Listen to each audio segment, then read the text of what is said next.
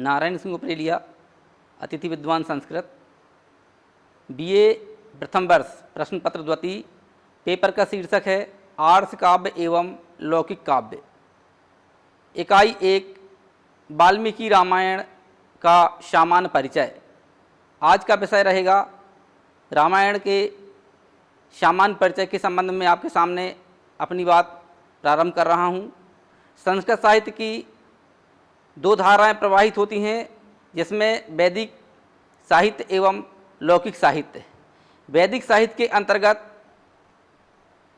मंत्र संहिता, जिसके अंतर्गत वेद, ब्राह्मण ग्रंथ, अरण्यक ग्रंथ एवं उपनिषद ग्रंथ आते हैं।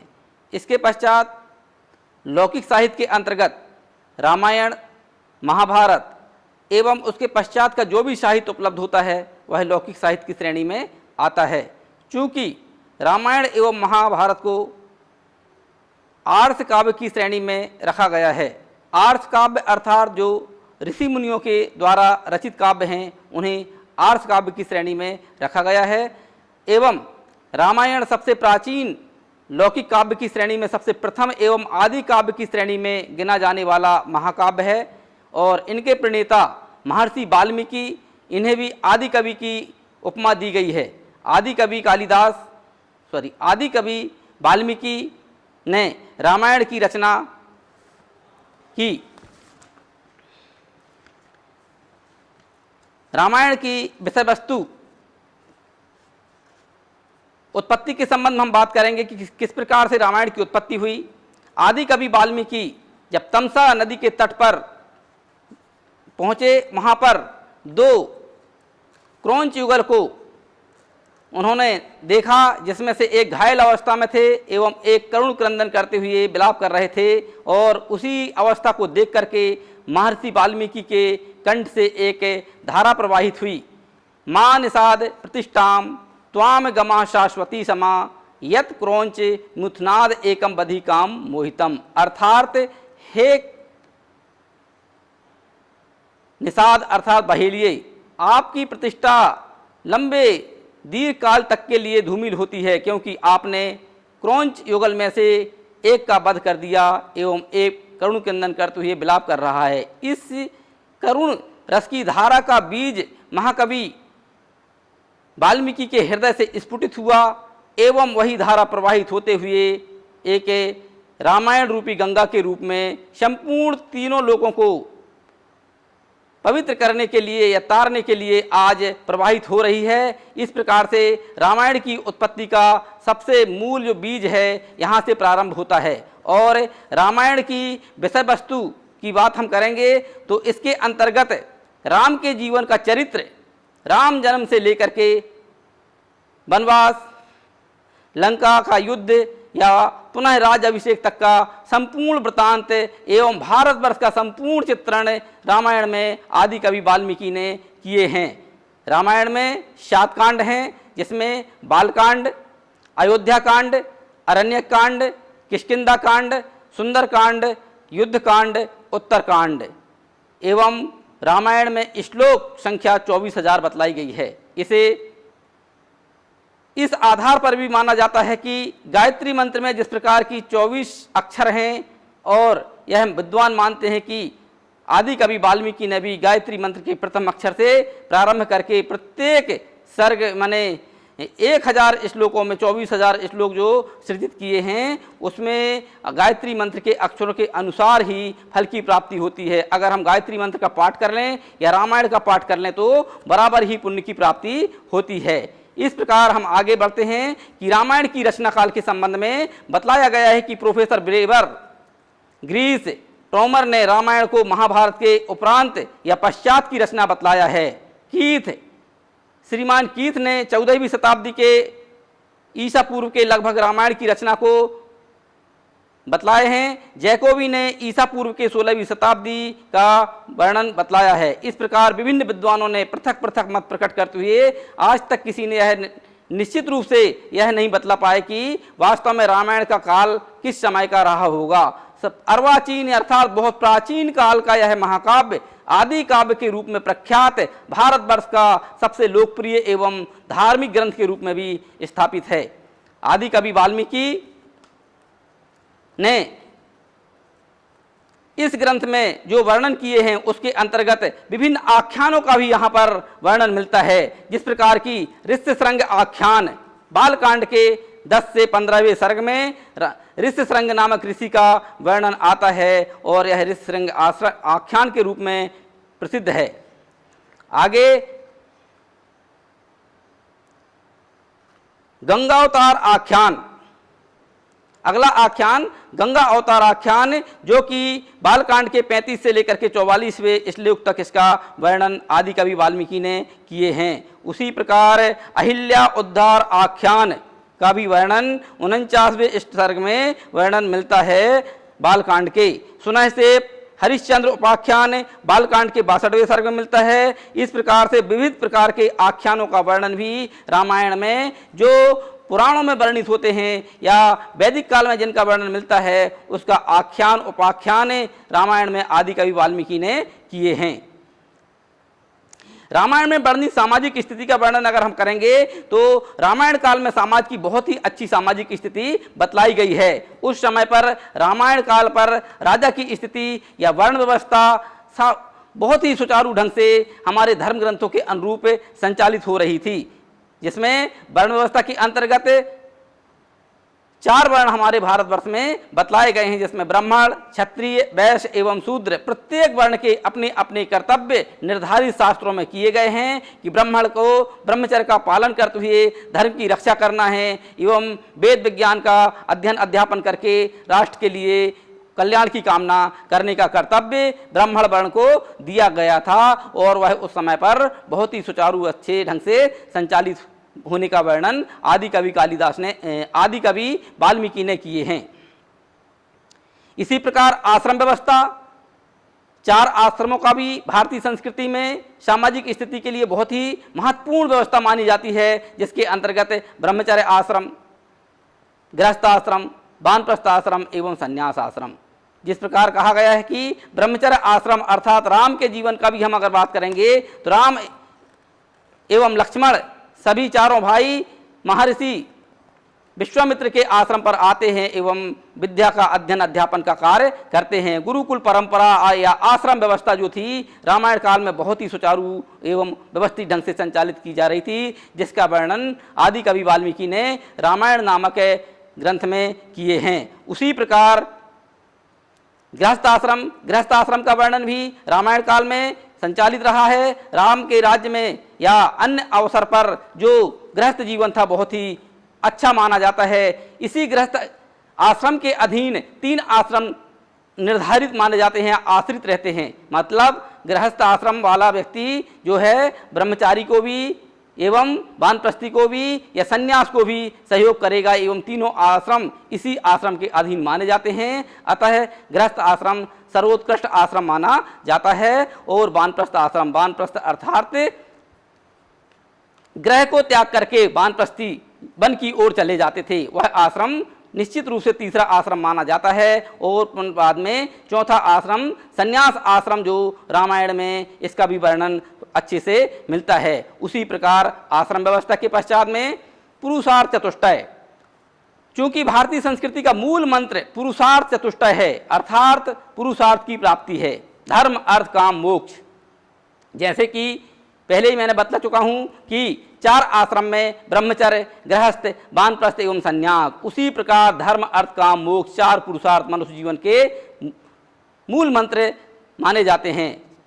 मनुष्य का मूल लक्ष्य होता है कि हमको मोक्ष की प्राप्ति हो जाए। मोक्ष की प्राप्ति के लिए मनुष्य हमेशा अपने कर्मों को सत्कर्मों के लिए प्रेरित होता है, धर्म ग्रंथों के मार्ग पर चलता है और मोक्ष की कामना करता है। चूंकि रामायण में जो भी वर्णन किया गया है तो आश्रम व्यवस्था का एवं पुरुषार्थ चतुष्टय का बहुत ही व्यवस्थित ढंग से वर्णन रामायण में मिलता है। उसी प्रकार नारी की स्थिति के संबंध में हम बात करेंगे तो रामायण में नारी की स्थिति का बहुत अच्छा वर्णन मिलता है। जिस प्रकार की हम देखते हैं सीता वनवास को जाती हैं राम के साथ में 14 वर्ष तक, यानी राज्य के सुख सुविधाओं को छोड़ करके जब राजा दशरथ राम को वनवास के लिए बोल देते हैं तो साथ में सीता भी उनके साथ जाती हैं और अपने स्त्री धर्म का निर्वहन करती हैं। वहाँ पर जब वनवास में सीता का हरण हो जाता है तो उस नारी के लिए भी राम सर्वस्व त्याग करके एवं सीता की खोज करवाते हैं और युद्ध करके रावण का वध करके और सीता को पुनः राज्य के लिए वापस लाते हैं। इस प्रकार रामायण सबसे महत्वपूर्ण एवं इसका क्लेवर जो स्वरूप जो है बहुत विशाल स्वरूप है। इसके अंदर 24,000 श्लोकों में जिसका वर्णन किया गया है और इसे हम आर्ष काव्य की श्रेणी में मानते हैं। आर्ष काव्य अर्थात ऋषि मुनियों के द्वारा रचित काव्य। आगे इस रामायण नामक इस ग्रंथ का महत्वपूर्ण परिचय ये बात आती है कि रामायण में वर्णित जो ग्रंथ घटनाएं हैं उसके आधार पर उसके बाद वाला जो साहित्य का सृजन हुआ है वह रामायण की कथा वस्तु को लेकर के पश्चात के जो कवि हैं उन्होंने बहुत सारे धर्म नाटक या महाकाव्य या अन्य ग्रंथों का सृजन किया है। जिस प्रकार की इसको हम उपजीव्य काव्य भी कहते हैं, अर्थात जिसकी कथा वस्तु को लेकर के और भी अच्छे नाटक महाकाव्य या अन्य साहित्यिक ग्रंथों का सृजन किया गया है। जिस प्रकार देखते हैं कि प्रतिमा नाटक महाकवि भास ने 14वीं शताब्दी में राम के या रामायण की कथा वस्तु को लेकर के एक नाटक का रचना किए, जिसके अंदर प्रतिमा अर्थात मूर्तियां यह बतलाया जाता है इस नाटक में कि राम के राज्य में जो भी उनके पूर्वज थे वो सभी जिनका भी यानी स्वर्गवास हो जाता था उनके लिए एक स्थान पर उनकी प्रतिमाएं लगाई जाती थीं। और इस नाटक में महाकवि भास ने जो है बतलाने का प्रयास किए हैं कि क्योंकि भरत एवं शत्रुघ्न राम के वनवास के समय पर ननिहाल में थे और वहाँ पर जब वो वापस आते हैं तो उनको सीधा ये बतलाया नहीं जाता है कि दशरथ का स्वर्गवास हो गया है।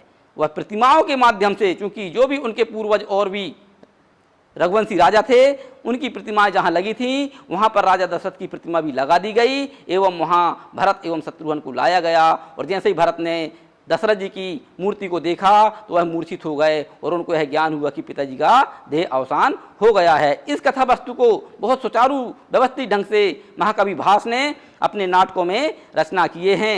उसी प्रकार अभिषेक नाटक, यह भी भास के द्वारा रचित 14वीं शताब्दी का बहुत ही अच्छा लोकप्रिय नाटक है, जिसमें राम के राज्याभिषेक का वर्णन महाकवि भास ने अपने नाटक में किए हैं। आगे यज्ञफल नाटकम अर्थात भास का यह नाटक है, इसमें भी यज्ञफल की जो यज्ञ के फल की जो प्राप्ति होती है उस कथा वस्तु को लेकर के रामायण की कथा वस्तु के आधार पर इस नाटक का सृजन किए हैं। कुंदमाला, यह ग्रंथ दिंगनाग द्वारा 200 ईस्वी शताब्दी के लगभग यानी रचना की गई है। उसी प्रकार महावीर चरितम महाकवि भवभूति की द्वारा रचित 700 ईसा पूर्व के लगभग महाकवि भवभूति महावीर चरितम एवं उत्तर रामचरितम रामायण की कथा वस्तु को लेकर के 2 नाट्य ग्रंथों का रचना महाकवि भवभूति ने किए हैं। जिस प्रकार हम देखेंगे कि उत्तर रामचरितम एवं महावीर चरितम नाम से ही सिद्ध हो जाता है कि महावीर चरितम में रामायण के पूर्व भाग का वर्णन महाकवि भवभूति ने किए हैं। राम को महान पराक्रमी के रूप में यहाँ पर महाकवि भवभूति द्वारा प्रदर्शित किया गया है, चित्रित किया गया है एवं महान पराक्रमी के रूप में यहाँ वर्णन करते हुए इस ग्रंथ का नामकरण महावीर चरितम रखे हैं। आगे उत्तर रामचरितम अर्थात लंका विजय के पश्चात एवं राम के राज्याभिषेक के पश्चात जो समय आता है या वर्णन होता है रामायण में, उसको महाकवि भवभूति ने उत्तर रामचरितम नामक नाटक के रूप में वर्णन करके और रामायण की उपजीविता को अमर किए हैं। बाल रामायण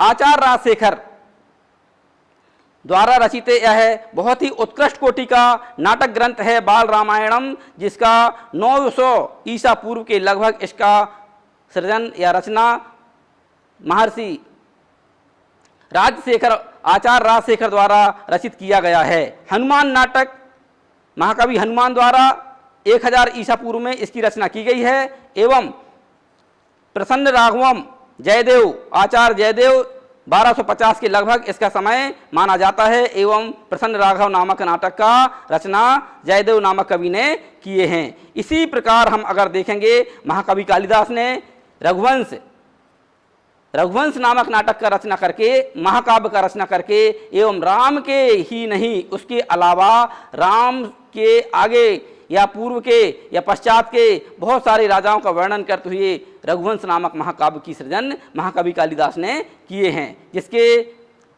19 सर्ग हैं।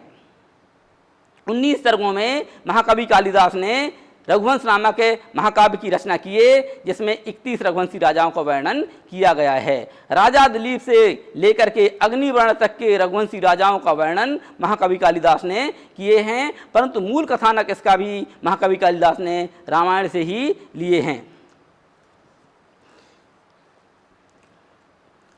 आगे रामायण मंजरी अर्थात यह क्षेमेंद्र द्वारा रचित रामायण मंजरी नामक ग्रंथ जो हमारे संस्कृत साहित्य में उपलब्ध होता है, बहुत ही महत्वपूर्ण नाटक या ग्रंथ माना जाता है। उसी प्रकार रामायण चंपू भोजराज एवं उत्तर चंपू वेंकटेश्वरी नामक विद्वानों द्वारा रामायण की कथा वस्तु को लेकर के रामायण के अंतर्गत जो वर्णन मिलता है उसको उपजीविता बनाए रखने के लिए, उस कथा वस्तु को अमर करने के लिए अन्य आचार्यों के द्वारा रामायण की कथा वस्तु के आधार पर विभिन्न काव्य ग्रंथों की रचना की गई है। संस्कृत साहित्य में जो अमरता रामायण को मिली है वह आज किसी को नहीं मिल पाती है। जिस प्रकार की वैदिक ग्रंथों में वेद, अरण्यक, उपनिषद, ब्राह्मण ग्रंथ इत्यादि हैं, उन्हीं की एवं लौकिक साहित्य की रामायण एवं महाभारत के पश्चात जो भी काव्यों का सृजन हुआ है उसकी कड़ी को जोड़ने का कार्य रामायण के द्वारा किया गया है।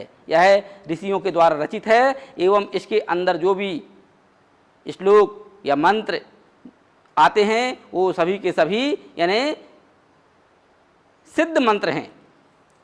रामायण के पाठ करने से इसका विभिन्न प्रकार की जो हमारी बाधाएं आती हैं जीवन में, उनकी बाधाएं दूर हो जाती हैं। उसी प्रकार हमारे इस पाठ्यक्रम में बीए फर्स्ट ईयर द्वितीय प्रश्न पत्र में रामायण की एक सामान्य परिचय बतलाया गया है, जिससे कि बच्चों को विषय प्रवेश में सहायता मिले। रामायण का संबंध में सामान्य परिचय के पश्चात में आगे इसी इकाई में हमको रामायण के सुंदरकांड का प्रथम सर्ग का सामान्य परिचय अध्ययन कराने का लिए बतलाया गया है एवं 15वें सर्ग के 1 से लेकर 30वें श्लोक तक का वर्णन रामायण में पाठ्यक्रम में जोड़ा गया है, जिससे छात्रों को रामायण में प्रवेश के लिए एक सामान्य ज्ञान हो एवं जो रामायण के संबंध में जानकारी प्राप्त करना चाहते हैं यह एक छोटा सा पाठ्यक्रम को जोड़ करके एवं रामायण के लिए बच्चों को अध्ययन के लिए उत्सुकता या जागृति पैदा करने के लिए यह पाठ्यक्रम जोड़ा गया है।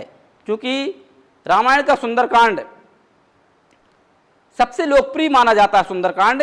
इसके अंदर जो वर्णन किया गया है कि रामायण में हनुमान जी के द्वारा लंकापुरी के सौंदर्य का वर्णन इसमें जोड़ा गया है कि किस प्रकार से हनुमान जी लंकापुरी को जाते हैं, लंकापुरी के सौंदर्य का वर्णन करते हैं। और संस्कृत साहित्य में इस प्रकार से वैदिक ग्रंथों के साथ साथ रामायण, महाभारत, भास, कालिदास, अश्वघोष और भवभूति इत्यादि विभिन्न काव्य संस्कृत साहित्य के विभिन्न आचार्यों के द्वारा या महाकवियों के द्वारा जिस धारा को प्रवाहित करने का कार्य किया गया है वह आज हमको ज्ञान एवं संस्कार की जननी के रूप में मानी जाती है। रामायण में चूंकि हम आगे यह बतलाना चाहेंगे कि उसमें शैली का वर्णन किया जाएगा कि वाल्मीकि की शैली वैदर्भी शैली मानी जाती है। वैदर्भी अर्थात वैदर्भ एक शैली चलती है जिसके अंतर्गत यहाँ पर सरलता एवं सुबोधता के साथ साथ गुणों का वर्णन किया गया है। विभिन्न प्रकार के जो वर्णन हैं आदि कवि वाल्मीकि ने अपनी शैली में वैदर्भी शैली को सबसे लोकप्रिय माना हुआ है। आगे रामायण में रस की अगर हम बात करेंगे तो करुण रस प्रधान है, क्योंकि रामायण की उत्पत्ति में ही करुण है कि प्रारंभ में जब आदि कवि वाल्मीकि क्रौंच युगल को देखते हैं वहीं पर उनको करुण रस की उत्पत्ति हो जाती है कि जिस प्रकार की मां निषाद प्रतिष्ठाम त्वाम गमा शाश्वती समा यत क्रौंच मुथनाद एकम बधी काम मोहितम। करुण रस की उत्पत्ति से ही इस रामायण नामक ग्रंथ का प्रारंभ होता है और संपूर्ण रामायण का प्रधान रस जो है करुण रस माना जाता है। क्योंकि करुण रस के अलावा और भी अन्य रसों का सन्निवेश इसमें हुआ है, पर प्रधान रस की अगर हम बात करेंगे तो रामायण में करुण रस है। भाषा, रामायण में भाषा मनोहर एवं सरल और ललितपूर्ण है, क्योंकि इसकी भाषा में सामान्य व्यक्ति भी जो कम ज्ञान प्राप्त करता है या सामान्य विषय का वस्तु का ज्ञान रखता है वह भी रामायण का अध्ययन कर सकता है एवं ज्ञान अर्जन कर सकता है। बहुत ही सुलभ भाषा में आदि कवि वाल्मीकि ने रामायण का रचना किए हैं और बड़े ही परिष्कृत भाषा है, व्याकरण सम्मत भाषा है। कहीं ऐसा माने वाणी में या भाषा में माने कठिनता नहीं है। वाल्मीकि भाषा साधारण अधिकार रखती है, माने भाषा में जो है वाल्मीकि की रामायण जो है भाषा पर एक अपना अधिकार जमा कर रखती है एवं उसी प्रकार में भाव अनुरूप ही शब्दों को भी उन्होंने चयन किया है कि जिस प्रकार का भाव है उसी प्रकार उन्होंने शब्दों का चयन करते हुए अपने काव्य का स्वरूप को दिया हुआ है। उसी प्रकार हम अलंकार की बात करेंगे तो रामायण महाकाव्य में वाल्मीकि ने विशेष रूप से उपमा, रूपक एवं उत्प्रेक्षा अलंकारों को विशिष्ट स्थान दिया है। उपमाओं का प्राकृतिक सौंदर्य में हम अगर बात करेंगे तो समुद्रों का वर्णन, नदियों का वर्णन, पर्वतों का वर्णन, वन का वर्णन, जब राम का वनवास होता है, ऋषियों के आश्रम इत्यादि विभिन्न प्रकार के जो स्थानों का चित्रण किया गया है प्रकृति का, वह बड़े ही उपमा एवं रूपक या उत्प्रेक्षा अलंकारों के साथ साथ इनका बड़ा ही सन्निवेश करते हुए आदि कवि वाल्मीकि ने अपने ग्रंथ में किए हैं। यथा सभी प्रकार के अलंकार इसमें मिलते हैं, क्योंकि वाल्मीकि रामायण में सबसे प्रिय छंद अनुष्टुप छंद है, क्योंकि श्लोकों का सबसे ज्यादा सन्निवेश हुआ है और श्लोक छंद को ही अनुष्टुप छंद कहा जाता है। अनुष्टुप छंद में वर्णित यह रामायण सबसे उत्कृष्ट कोटि का महाकाव्य माना जाता है। रामायण में प्रकृति का चित्रण की अगर हम चर्चा करेंगे तो सबसे अच्छी प्रकृति का वर्णन, भारतवर्ष के संपूर्ण भारत का वर्णन हमको रामायण के अध्ययन करने से मिल जाता है। वाल्मीकि ने केवल बाह्य एवं प्रकृति का ही चित्रण नहीं किया है, माने बाह्य यानी जो नदी, पर्वत, हिमालय, समुद्र इत्यादि का चित्रण बड़े ही साधारण एवं पटुतापूर्वक निरूपण किया है। रामायण में वन, नदी, पर्वत, आश्रम, पशु पक्षी इत्यादि जो भी आवश्यक, जब राम को सीता की खोज करते हैं तो वहाँ पर विभिन्न प्रकार के पशुओं से, पेड़ पौधों से, लताओं से पूछते हैं कि सीता को किसी ने देखा हो तो बतलाइए। इस प्रकार से सामाजिक जीवन का चित्रण पशु पक्षियों में, पौधों में या विभिन्न प्रकार के प्राणियों में चित्रण करने का जो अधिकार आदि कवि वाल्मीकि को है वह किसी को नहीं है, क्योंकि भगवान राम स्वयं विष्णु के अवतार हैं और यह माने कि मनुष्य ही नहीं संपूर्ण प्राणियों में प्राण होते हैं और भाव होता है एवं उसके अंदर भी एक संवेदना होती है। उस बात को प्रकट करने के लिए आदि कवि वाल्मीकि ने पशु पक्षियों से, लताओं से, वृक्षों से या अन्य प्राणियों से भी बात करने की जो यहाँ पर वर्णन किया गया है, निश्चित रूप से सभी में अपनी संवेदनाएं होती हैं, जिसका वर्णन आदि कवि ने यहाँ पर किए हैं। रामायण के महत्व के संबंध में अगर हम बात करेंगे तो रामायण विश्व का सबसे महत्वपूर्ण महाकाव्य आदि काव्य माना जाता है, जिसको सभी लोग स्वीकार करते हैं। विश्व साहित्य में रामायण स्वकीय विशिष्ट स्थान अस्ति, माने वह अपना निश्चित स्थान निर्धारित करता है एवं विचार अनुसार उसका विषय वस्तु के आधार पर हम अगर बात करेंगे या घटना के आधार पर तो रामायण निश्चित रूप से एक अच्छा उत्कृष्ट कोटि का काव्य माना जाता है। रामायण में लौकिक साहित्य आदि काव्य माने लौकिक साहित्य, वैदिक एवं लौकिक दो संस्कृत साहित्य की धाराएं चलती हैं। तो प्राचीन परंपरा में परिवर्त, नवीन, आदित्य माने नवीन इत्यादि जो अन्य काव्य हैं उनकी कड़ी को जोड़ने का कार्य जो रामायण में दिया गया है वर्णन, वह अन्य किसी ग्रंथों में नहीं मिलता है। जिस प्रकार उपजीविता की बात की हमने, इनके अंतर्गत विभिन्न प्रकार के नाटकों का, महाकाव्यों का, चंपू काव्यों का या गद्य का, कहानियों का बड़ा ही मनोरम वर्णन इसके पश्चात वाले कवियों ने अपने काव्यों में किए हैं। रामायण की संस्कृति की बात हम अगर करेंगे तो रामायण में संपूर्ण प्राचीन पुरा कथानात्मक जो भी राजनीतिक या आर्थिक, सामाजिक इत्यादि भौगोलिक या जो आवश्यक जीवन होता है, सांस्कृतिक जीवन होता है, उस सभी का चित्रण आदि कवि वाल्मीकि ने अपने रामायण नामक ग्रंथ में किए हैं। लोकरंजन काव्य रूपता, लोकरंजन मतलब मनोरंजन, समाज के आनंद की अनुभूति, तो इसके संबंध में भी हम अगर बात करेंगे तो रामायण के माध्यम से राम कथा वर्णित जो भी जनमानव के मनोरंजन है या लोकरंजन है वह बहुत ही महत्वपूर्ण साधन है। चाहे हम नाटक के रूप में राम के चरित्र के संबंध में रामलीला का वर्णन देखें या भजन संकीर्तन करें, किसी भी प्रकार से राम के जीवन का हम अध्ययन अध्यापन या चर्चा करते हैं तो उसमें आनंद की अनुभूति होती है। इस प्रकार से आदि कवि वाल्मीकि ने अपने इस रामायण नामक ग्रंथ में आनंद रूपी रस या आनंद की प्राप्ति का साधन भी उपलब्ध कराए हुए हैं। लोकप्रियता या कालजयिता अर्थात लोकप्रियता, रामायण ऐसा काव्य है जिसका कोई विरोध नहीं करता है, सभी को लोकप्रिय लगता है, सबके मन में रमता है। राम जो है रम धातु से ही बना है, क्योंकि सभी के हृदय को भाने वाला रामायण एक ऐसा लोकप्रिय ग्रंथ है जिसको कोई विरोध नहीं करते हैं, सभी उसका बड़े ही सरसता पूर्वक उसके ज्ञान का अर्जन करने में रुचि रखते हैं। क्योंकि राम का जीवन संसार को यह संदेश देने के लिए आया हुआ है कि हम अगर देखें कि राजा दशरथ के पुत्र थे, बचपन में ही गुरुकुल में चले गए, राज्य में आए, विवाह हुआ तो वनवास में चले गए। ये हमको सीखने के लिए मिलता है कि सभी को अपने जीवन में सुख दुख का सामना करना पड़ता है, ये जरूरी नहीं है कि सुख ही सुख मिले। अर्थात रामायण में जो वर्णन किया गया है तो वह जो है सभी को अच्छा लगता है और शिक्षाप्रद ग्रंथ है कि इससे हमको सीखना चाहिए कि रामायण में बड़े बड़े महापुरुषों को, ऋषि मुनियों के संबंध में हम बात करेंगे, आश्रमों की चर्चा करेंगे। अहिल्या का वृत्तांत यहाँ पर आता है क्योंकि अहिल्या को श्राप दे करके और पत्थर बना दिया गया था, पर जब राम वहाँ से निकले और उनके चरण का स्पर्श हुआ तो वही अहिल्या पुनः एक नारी के रूप में जीवित हो गई। इस प्रकार से सबसे लोकप्रिय ग्रंथ रामायण माना जाता है। ज्ञान विज्ञान एवं आचार ग्रंथ रूपेण, माने ज्ञान विज्ञान के संबंध में इसमें क्या वर्णन मिलता है यह भी हम आगे बतलाएंगे। रामायण प्राचीन भारत का ज्ञान विज्ञान का सबसे बड़ा विश्वकोश माना जाता है। ज्ञान या विज्ञान जो हम साइंस में हम देखते हैं, आज जो चीज़ आज हमको यहाँ उपलब्ध होती है वह रामायण में आज से हजारों साल पहले उपलब्ध हुई है।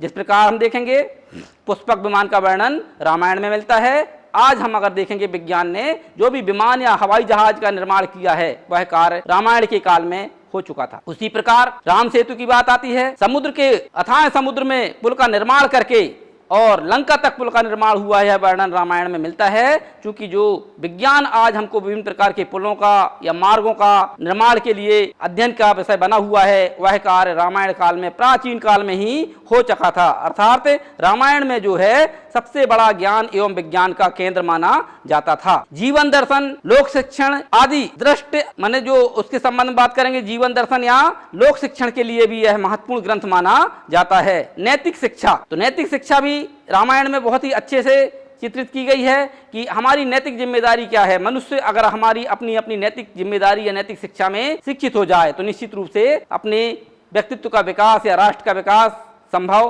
हो सकता है। इसका वर्णन आदि कवि वाल्मीकि ने रामायण में हजारों वर्ष पूर्व कर दिए हैं। इस प्रकार हम आगे देखेंगे कि नैतिकता के साथ साथ में सौंदर्यता, राजनीतिकता, दंड नीति इत्यादि सभी का वर्णन हम देखेंगे कि भाई के साथ कैसा व्यवहार करना चाहिए, मित्र के साथ कैसा व्यवहार करना चाहिए, स्वामी के साथ कैसा व्यवहार होना चाहिए। यह वर्णन रामायण में, जिस प्रकार हनुमान जी के बारे में वर्णन करेंगे तो हम देखेंगे कि हनुमान जी ने अपने स्वामी की भक्ति जिस प्रकार से निर्वहन की है वह आज कोई नहीं कर पा रहा। अगर इस प्रकार से हम नैतिक जीवन में अपनी नैतिक जिम्मेदारी का निर्वहन करें कि हम अगर किसी भक्त हैं या स्वामी को सेवा करना है तो वह निष्ठापूर्वक होना चाहिए, यह वर्णन रामायण में हमको उपलब्ध होता है। और राजनीति की बात करेंगे तो राजनीतिक भी बहुत ही सुगम एवं सुचारू वर्णन रामायण में किया गया है कि राज्य का अभिषेक जब होता है और राम को वनवास के दिया जाता है तो पिता की आज्ञा का पालन करते हुए राम वनवास को स्वीकार कर लेते हैं। वही भरत जी राज्याभिषेक को भी स्वीकार नहीं करते हैं और बोलते हैं कि मैं नंदीग्राम में रह करके